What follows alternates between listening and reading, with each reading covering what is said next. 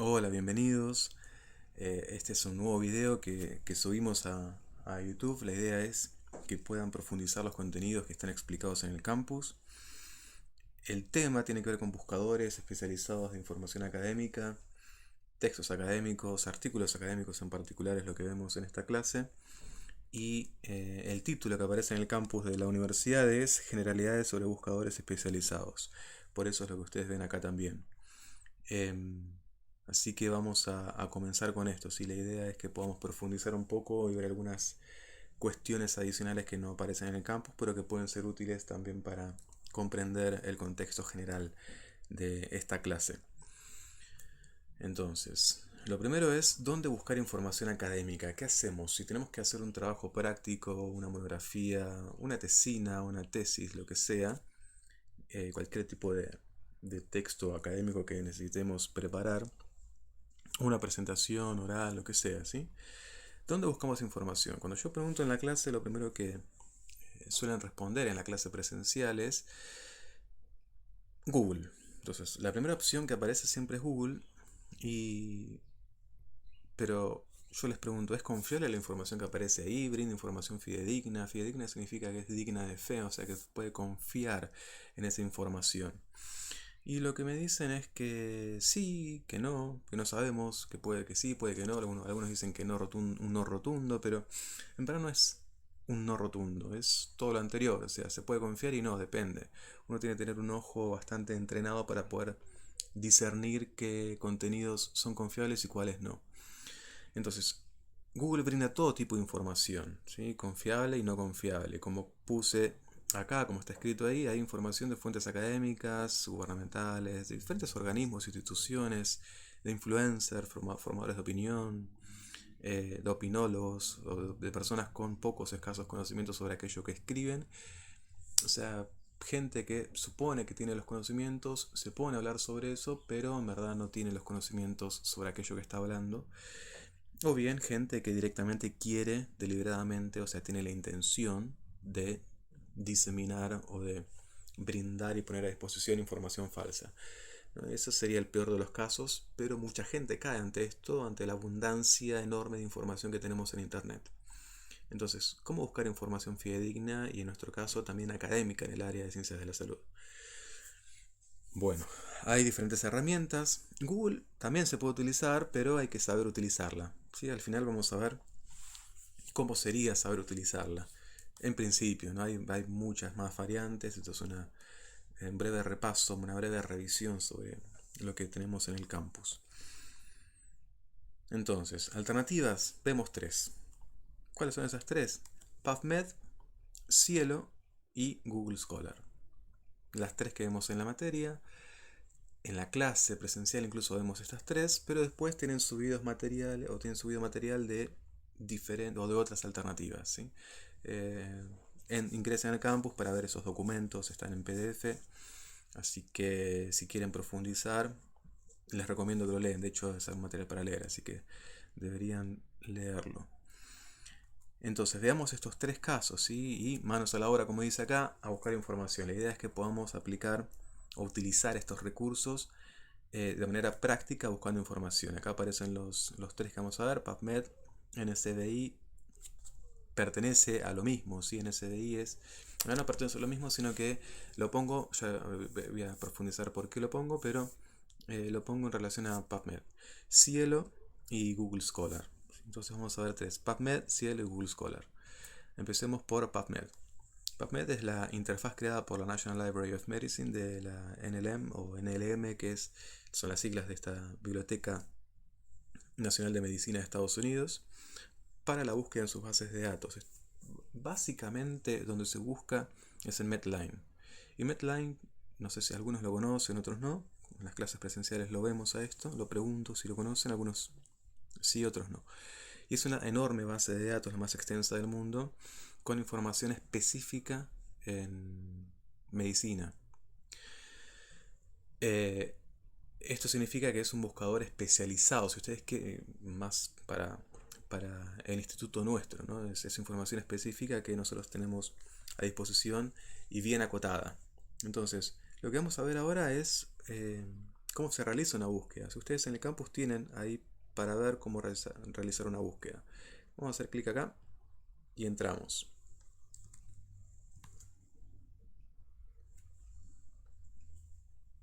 Entonces lo que tendríamos que hacer es poner Boardmap mRisk, que es lo que dice, no es que estoy inventando yo ahora, sino que en el campus tienen, si ya lo leyeron, estas palabras clave para buscar en PubMed.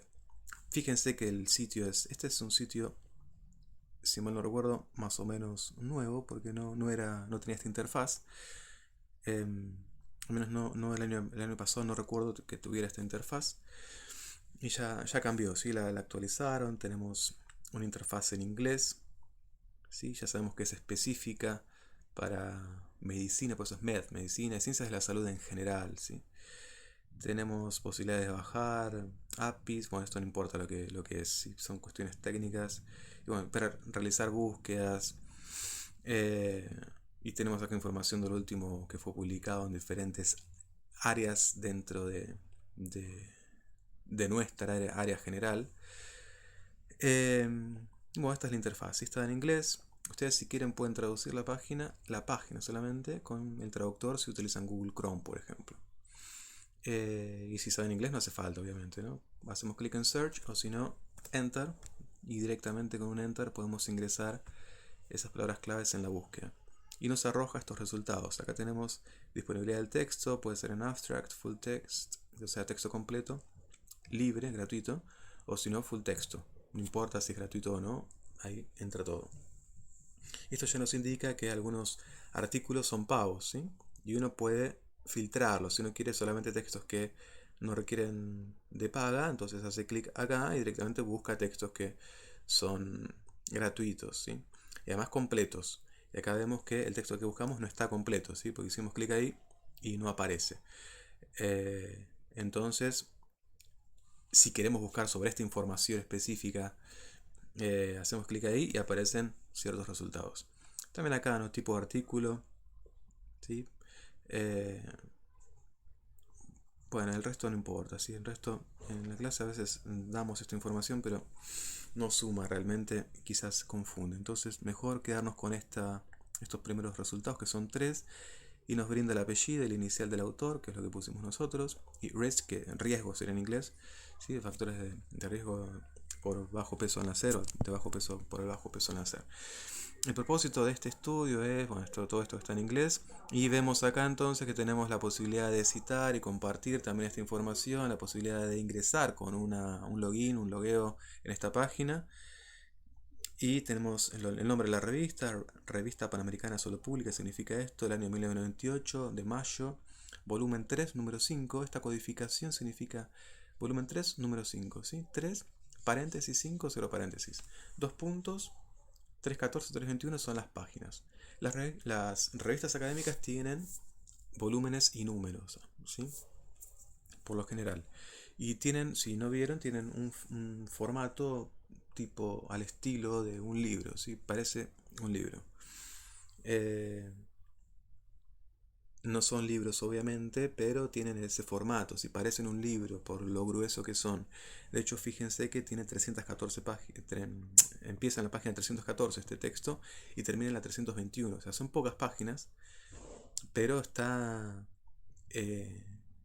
bastante atrás, podríamos decir, depende cómo sea la distribución, ¿no? Pero empieza en la página 314, o sea, varias páginas antes del inicio de este documento, en esta revista, en este volumen y en este número. ¿Está bien? Entonces tenemos DOI, que es un número identificador de objeto digital. Bueno, lo del número que dije recién hay una aclaración, pero bueno, no importa. En la clase que viene quizás lo mencionemos en la próxima que tenemos sobre cómo registrar esta información en un texto académico. Pero bueno, el identificador de objeto digital, DOI, es un número específico que se asigna a cada artículo. Es un artículo que viene creciendo en términos de adhesión y cómo es utilizado. No todos los artículos que existen tienen número de DOI, pero los nuevos usualmente tienen este número y es un único número para cada artículo. O sea, este artículo tiene este número de DOI y este otro que vemos acá abajo, que es otro, ¿sí? No es el mismo, es otro.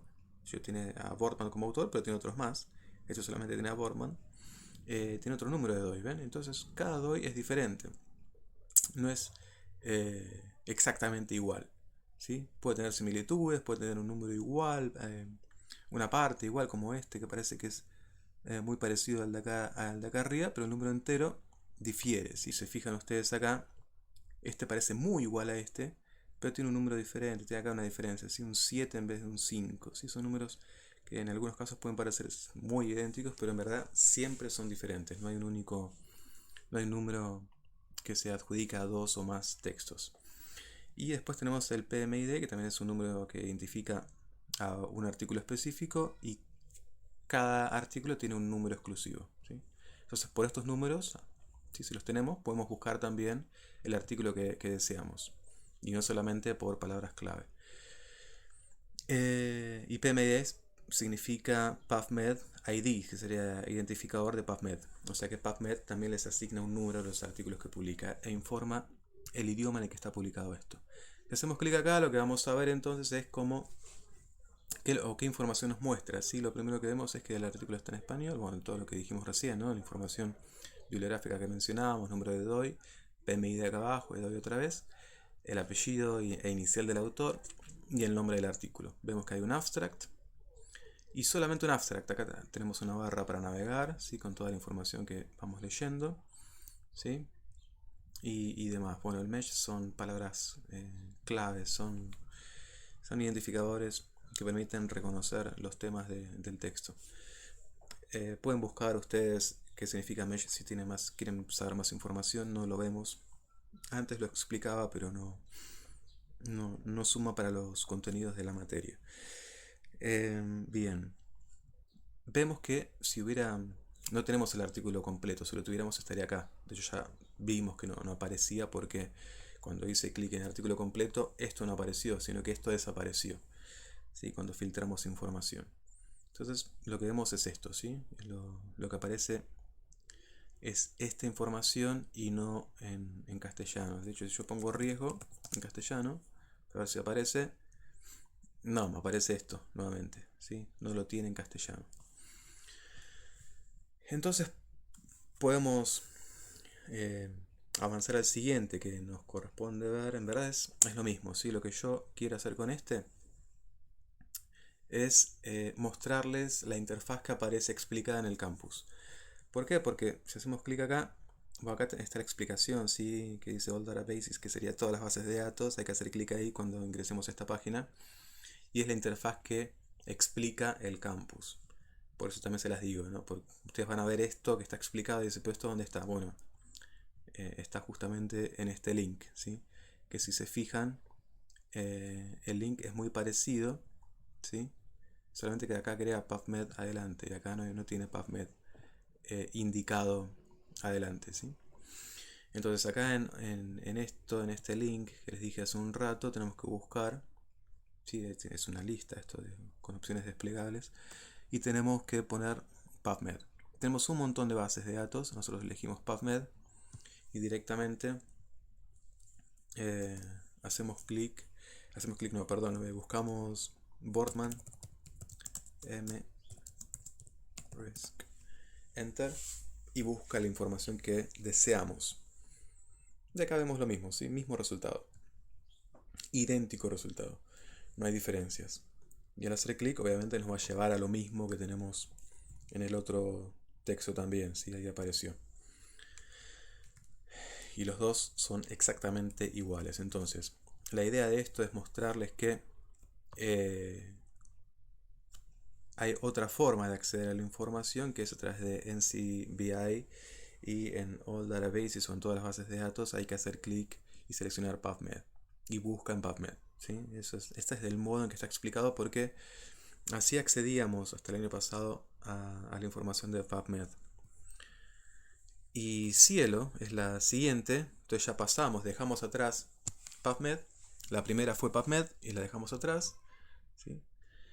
Y ahora pasamos a Cielo. Dijimos que PubMed era un buscador especializado en ciencias médicas o ciencias de la salud, si queremos extenderlo. Y Cielo no lo es. Es información académica especializada, ¿sí? Pero en diferentes áreas de de las ciencias. Cielo es una biblioteca científica electrónica en línea que surgió hace 15 años aproximadamente como una iniciativa de la Fundación para el Apoyo a la Investigación del Estado de São Paulo en Brasil. Nació. Y ahora esto se extendió a diferentes países, como vamos a ver ahora. El proyecto cuenta con el apoyo de diversas instituciones nacionales e internacionales vinculadas a la edición y divulgación científica. Y bueno, el objetivo que tiene es el desarrollo de una metodología común para la preparación, almacenamiento, diseminación y evaluación, ¿sí? Evaluación, esto vamos a verlo más adelante, de la literatura científica en formato electrónico. Entonces vamos a hacer una búsqueda. Primero veamos un poco la interfaz de Cielo, pero hagamos una búsqueda como dice acá, con las palabras clave. Boardman, factores de riesgo. Hacemos clic acá y lo que vamos a ver es la página de Cielo, obviamente. Tenemos en inglés y portugués. Y nuestra interfaz está en castellano porque tenemos nosotros en castellano entonces. Y tenemos acá las diferentes revistas, mejor dicho, los países que participan de Cielo.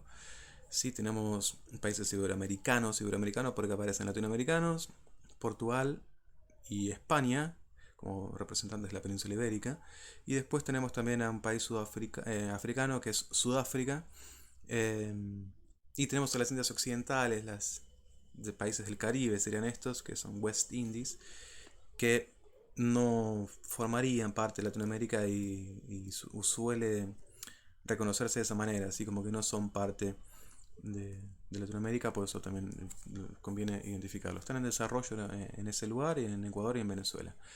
Y tenemos también la posibilidad de ver revistas de acuerdo a los campos de especialización de esas revistas, y tenemos y cómo lo divide Cielo, ¿no? Que tenemos ciencias agrarias, biológicas, de la salud, exactas y de la tierra, humanas, sociales aplicadas, ingeniería, lingüística, letras y artes, psicoanálisis. Tenemos varias disciplinas, o sea, no está especializada en lo que nos interesa a nosotros.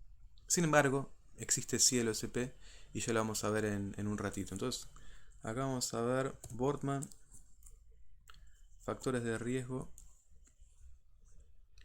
Boardman, factores de riesgo, clic acá o enter y nos aparecen estos resultados. El segundo resultado, mejor dicho, que vemos es el que nos interesa, de factores de riesgo de bajo peso al nacer. Tenemos opciones para compartir esto, tenemos métricas, que esto en un ratito vamos a ver también. Y Boardman Marcelo, acá tenemos el nombre completo, Revista Panamericana de Salud Pública, mayo del 98, volumen 3, número 5. Acá no está codificado con el numerito y paréntesis, sino que está escrito directamente, y también las páginas aparece con la palabra páginas escrito y no dos puntos. 314, 321. ¿Sí? Lo mismo, empieza en la página 314 o 321, pues la misma revista, mismo texto, no está hablando de otra cosa.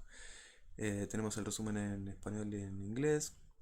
Texto supuestamente está en inglés, pero en verdad no aparece cuando hacemos clic. Y vamos a hacer clic acá nosotros. Se abre una ventana nueva y ahí apareció la ventana nueva. Y tenemos entonces el texto completo. Sí, acá tenemos diferentes opciones para poder ver. Tenemos versiones de introducción, diferentes alternativas que ustedes pueden llegar a ver por su cuenta también, si quieren. Acá hay métricas que pueden verificar si lo desean. Si no desean, obviamente no hace falta que lo hagan. Y tenemos diferentes métricas de diferentes no importa, de diferentes cuestiones. Y esto tiene que ver con la Revista Panamericana de Salud Pública, que después voy a decirles algo sobre esta cuestión de las mediciones de las revistas. Bien, tienen acá la posibilidad de bajar el PDF. Hacemos clic sobre una pestaña nueva. Si vemos la pestaña, aparece el texto, que podemos verlo y descargarlo, obviamente haciendo clic acá. Si estamos en Chrome, esta es la interfaz que nos muestra. Si no, pues podemos descargarlo, depende de cómo tengamos la configuración, puede directamente descargarlo también. Cerramos esto, porque no nos interesa realmente ahora, y vamos a seguir entonces con nuestra presentación, que es lo que nos interesa hacer. ¿Sí? Entonces, Cielo tiene esto, pero Cielo también tiene Cielo SP. Entonces, Cielo tiene un buscador especializado en salud pública, es Cielo SP, que ahora vamos a accederlo, pero desde Google Scholar. ¿Sí? Entonces Google Scholar o Google Académico, funciona de manera similar al buscador genérico de Google, con la diferencia de que busca exclusivamente en bases de datos académicas.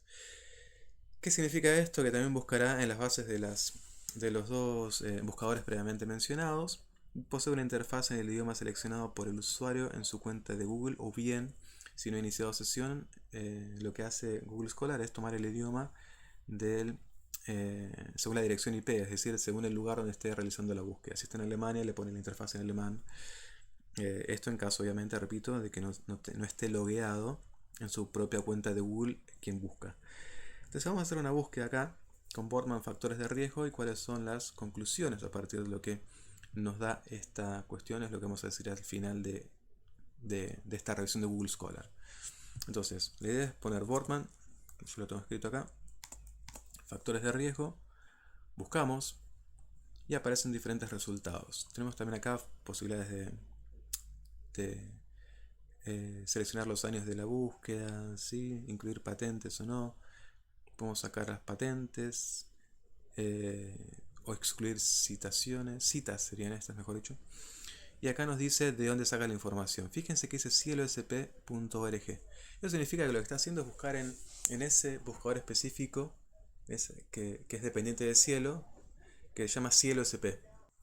Y como vimos entonces, CieloSP es el buscador especializado, sin salud pública. Podemos ver un poquito más de CieloSP, que yo les dije que ahora cuando entráramos en Google íbamos a poder entrar. Entonces vamos a intentar ver qué nos dice CieloSP. Tiene 18 revistas, son pocas revistas, ¿sí? Esas son las métricas en verdad, en particular en conteos en términos de datos de salud pública que tiene Cielo. 2.393 números, 45.000 y pico de artículos, tantas referencias y un montón, ¿no? Casi ya llegando a 1.000.000 de referencias. Tenemos listados de revistas por orden alfabético, por temática, ¿sí? Diferentes cuestiones. Si vemos por temática, van a haber diferentes temas como ciencias de la salud, que tiene una barra desplegable con las revistas específicas, y humanidades con las revistas específicas. Humanidades y salud vendría a ser, ¿no? Salud y sociedad, por ejemplo, o revista de salud colectiva que se llama FISIS, o interfase, que es comunicación, salud y educación en portugués. ¿Sí? Entonces tenemos estos datos específicos, también la posibilidad de compartir y demás. Y para decirlo nuevamente y que más claro por las dudas, es que Google Scholar entonces busca en estas bases de datos. Algo que también hará Google. ¿Sí? Google también va a hacer lo mismo, va a hacer lo propio. Va a buscar en esas bases de datos también. O sea, uno puede utilizar también Google. Con esto entonces estarían las tres bases que mencionamos acá.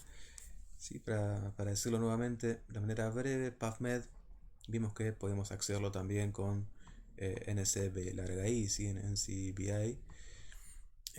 Y PubMed es un buscador especializado en ciencias médicas, ciencias de la salud, en nuestras áreas. En particular, Cielo, si bien es un buscador especializado en conocimientos científicos de diferentes áreas, también tiene un buscador especializado en salud pública con CieloSP, y Google Académico, Google Scholar, tiene la capacidad de acceder a diferentes bases de datos, y ese es el gran valor que tiene, bases de datos académicas. El gran valor que tiene porque nos permite acceder, por ejemplo, a bases de PubMed o de Cielo o de cualquier otra base de datos científica que exista en el planeta. Y ese es un gran poder, ¿no? Entonces, si buscamos en Google también vamos a tener esta posibilidad. No sé si ya lo dije, pero Google podemos buscar ahí directamente factores de riesgo de bajo peso al nacer, y nos aparecen diferentes entradas, y el primero que aparece justamente es el artículo. Entonces, si uno tiene un título, puede acceder directamente a ese texto. Entonces, los tres buscadores son los recomendados, conviene usar estos, y cuando uno tenga un poco más de entrenamiento, usar Google de manera indistinta, ¿sí? O cualquier otro buscador, ¿no? También hay otros. DuckDuckGo es un buscador que está creciendo actualmente, así que también es bastante aconsejable poder utilizarlo. DuckDuckGo, lo buscamos a través de Google. una contradicción, DuckDuckGo.com. Sí, es un buscador alternativo, un buscador general que quiere competir con Google, pero obviamente es bastante difícil porque tiene mucho poder Google. En fin, pasemos a lo último que nos queda ver, que son algunas cuestiones sobre publicaciones académicas y buscadores alternativos. Eso es una forma de contextualizar todo lo anterior y podría decirse que tendría que verse antes. No, yo creo que lo mejor es verlo ahora, una vez que ya hicieron búsquedas ustedes incluso. Tenemos entonces proceso de publicación en revistas académicas. Eso es lo primero que vamos a ver. ¿Cómo es que llega? ¿Por qué? Estamos diciendo que es información fidedigna, ¿sí? Pero ¿por qué es fidedigna esa información? ¿Por qué es confiable esa información? Si bien hay información publicada en revistas académicas que después se dice que no así funciona la ciencia, ¿sí? Nunca hay una certeza 100% de que lo que estamos diciendo es cierto. Eh, pero a veces hay publicaciones que se publican, llegan a ser vistas por los investigadores y después sale una rectificación de la revista para decir que ese artículo específico que salió publicado recientemente estaba mal.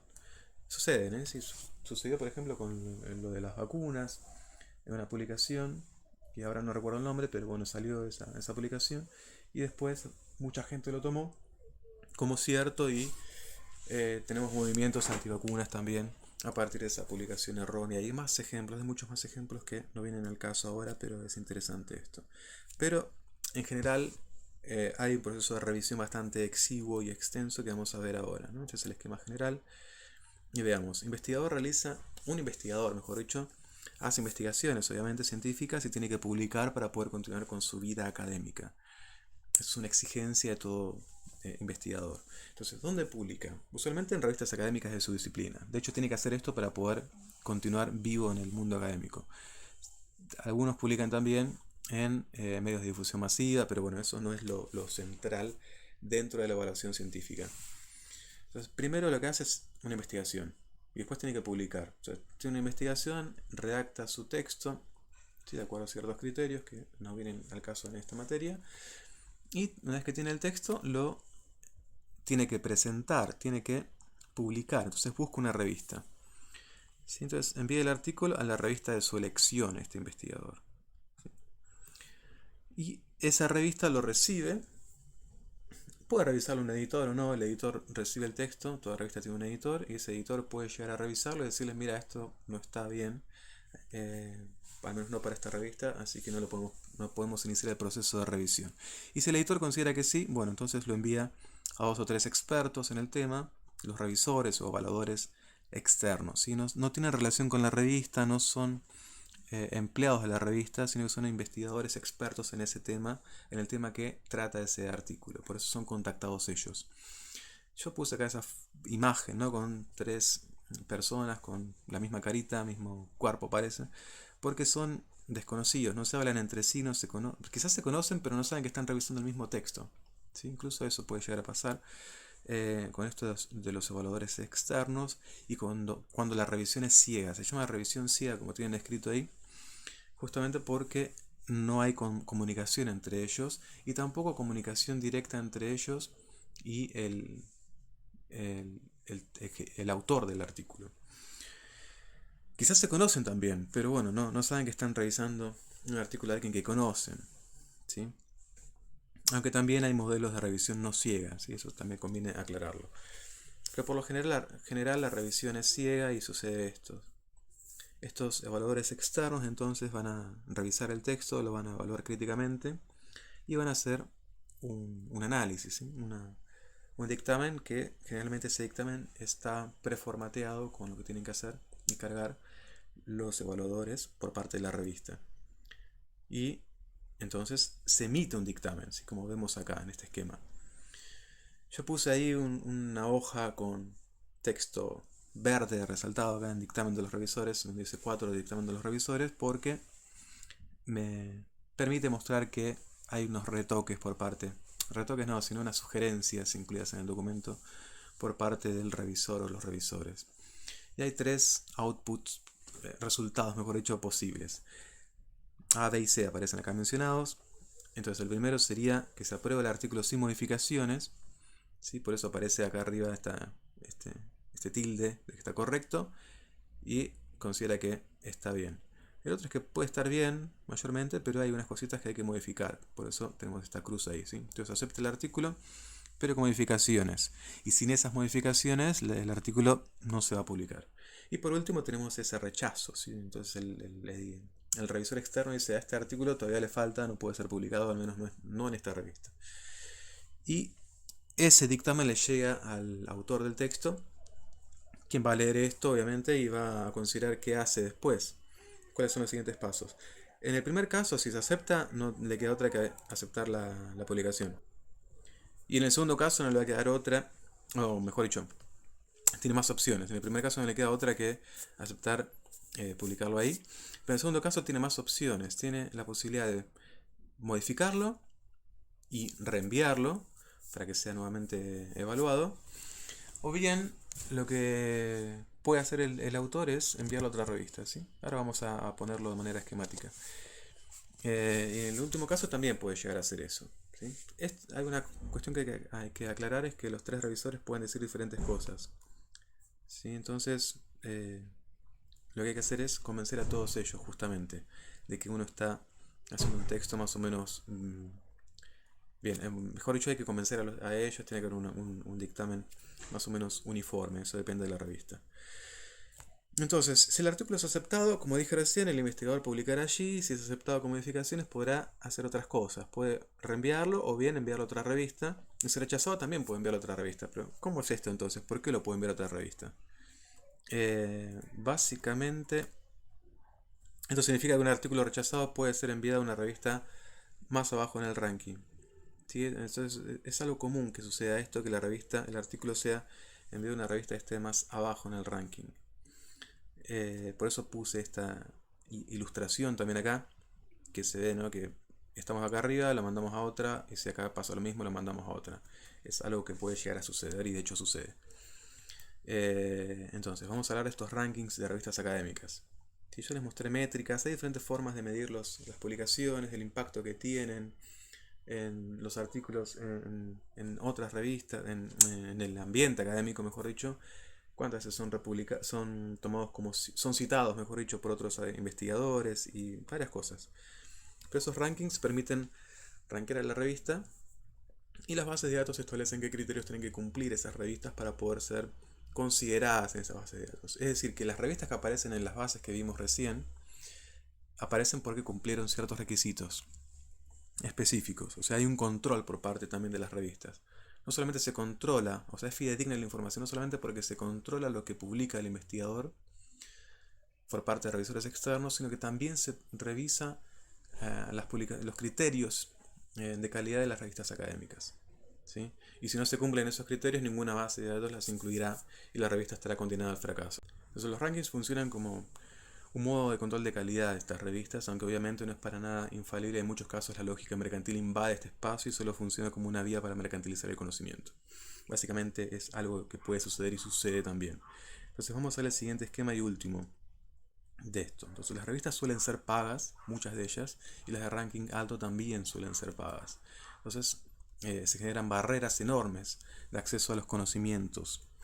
¿Por qué enormes? Porque depende de los recursos. Los investigadores que trabajan o trabajan en instituciones con mayor financiamiento, que reciben más dinero o que hacen más dinero, suelen tener acceso a bases y publicaciones pagas, o a mayor cantidad, o a todas incluso. Entonces sus investigaciones marchan de otra manera. Si las investigaciones tienen la posibilidad de tener otro... No por ello, sino que tienen acceso más fácil y no tienen que dar vueltas para poder acceder a esa información. ¿Sí? Por eso este esquema que puse acá, este dibujo. Esto genera enormes desigualdades, obviamente, ¿sí? Como es esperable. Desigualdades de acceso, ¿sí? Investigadores, incluso investigadores en formación, como jóvenes que están iniciándose en la investigación, tienen que buscar información para hacer su tesina, su tesis, y tienen diferentes accesos. Depende de la universidad donde estudian, tendrán mayor cantidad de textos, acceso a textos, o menor cantidad de textos, o menor acceso a los conocimientos. Y esto obviamente también tiene efectos bastante negativos en el ambiente académico general. esto dio inicio a múltiples respuestas. Y vamos a mencionar dos. ¿Sí? Y puse, a ver, aclaro, ¿no? Este signo peso tachado porque pueden llegar a cobrar, pero la idea es que no se establezcan barreras de ingreso a los conocimientos. El Public Knowledge Project, que sería el proyecto de conocimiento público, para hacer público el conocimiento, tiene este sistema de revistas abiertas, Open Journal System, ¿sí? Que múltiples revistas se han creado con el interés de compartir el elemento de los conocimientos académicos sin necesidad de realizar pagos para accederlos. Y lo que tienen ellos, acá podemos hacer clic para ver la página, esperemos a que se abra, y tienen ellos una página, interfaz en inglés, pero es para hacer diferentes cosas, ¿sí? No tiene un software para hacer revistas, monografías, conferencias o preprints, que no vamos a ver qué son, y demás. ¿Sí? Entonces uno puede utilizar este software para hacer una revista académica, por ejemplo. ¿Sí? Entonces yo quiero armar una revista, como soy investigador y puedo tener contactos académicos, podemos unir esos esfuerzos y armar una revista académica nueva. Y si la queremos hacer de libre acceso, open access, podemos utilizar esta plataforma y desarrollar la revista de acuerdo a lo que ellos ya preformatearon o hicieron previamente. ¿Está? Entonces es una ayuda a que el conocimiento pueda difundirse libremente y con menor esfuerzo. Obviamente implica un esfuerzo, ¿no? Pero ya parte del trabajo está hecho por este proyecto. Y hay múltiples revistas que tienen este sistema de OJS, se llama, ¿no? OJS, si buscan en inglés, Open Journal System sería OJS, y hay revistas que cumplen este criterio de acceso abierto.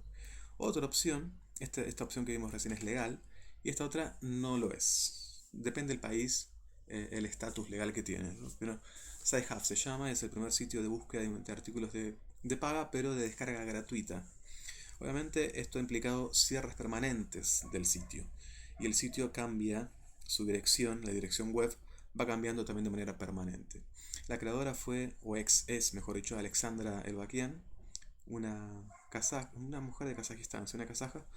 El cambio permanente de la dirección web llevó a la creación de whereisihhavenow.sh, que es un sitio para brindar el acceso a la información, pero está cerrado, está caído ya también actualmente porque fue pedido por una casa editorial que hace juicios para poder cerrar estos sitios. Hacemos clic acá y vamos a entrar a un sitio que funciona. Vemos este cuervo, yo a veces les pregunto en la clase qué se imaginan de esto, y lo que ven es algo turbio con este cuervo, ¿no?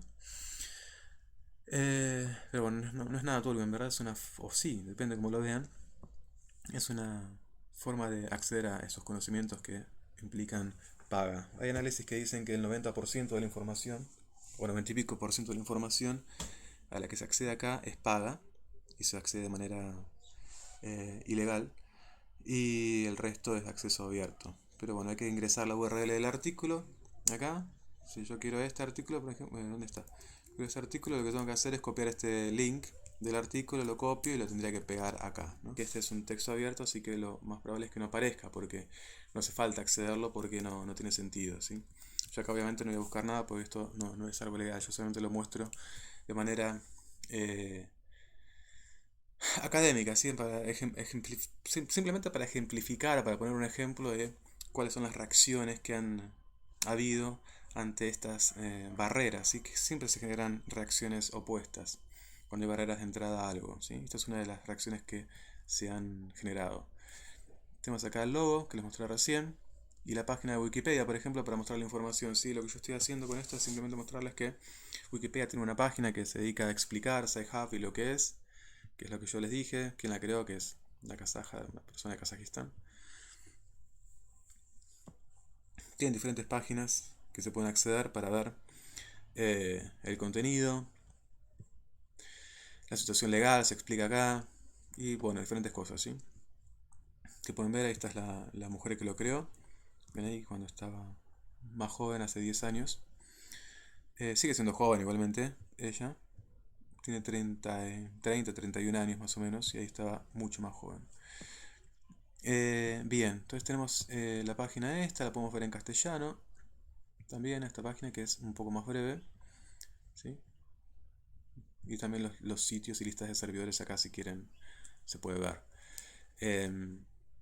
Y esa lista de servidores se ve justamente acá, Si hacemos clic, es esto, ¿no? Yo esta imagen no es la que yo elegí, sino que se me copió sola o se me pegó sola cuando puse el link acá que tiene encargado, que es el que vamos a hacer clic ahora, que dice, pero Sci-Hub es ilegal. Callate, le dice Batman a Robin.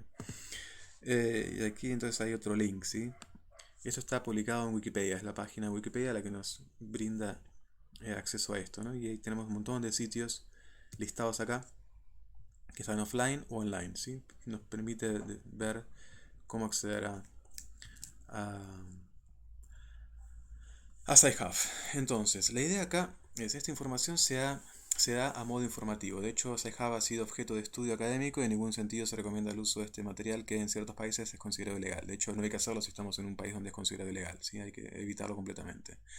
Y como muestra de esto, de que en verdad lo mostramos a modo informativo, es que podemos hacer una búsqueda en Google Académico con las palabras Sci-Hub como palabras clave y encontramos 5250 resultados, ¿sí? De hecho, estoy haciendo clic ahora, hago clic ahora y aparece esto, ¿sí? 5280 resultados.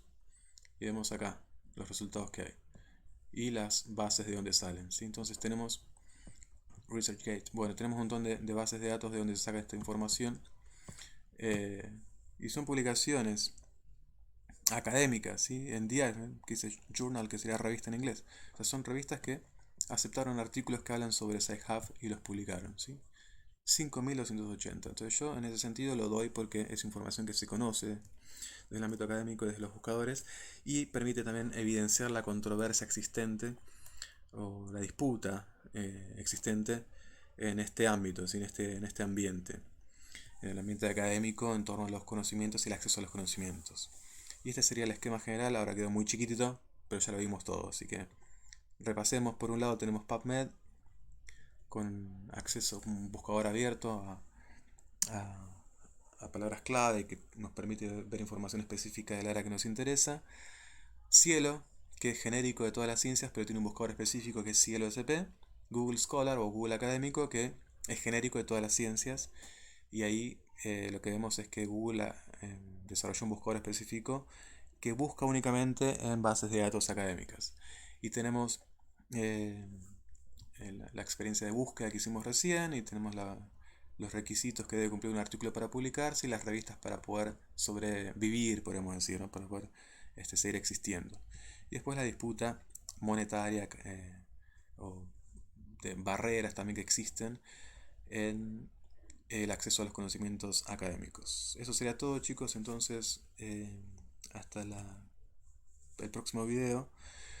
Si tienen preguntas pueden hacerlas sin problema en los medios que ya conocemos eh, y les respondo como siempre. Así que si tienen dudas, pregunten. Son muy bienvenidas las preguntas. Hasta luego, chicos. Chau, chau.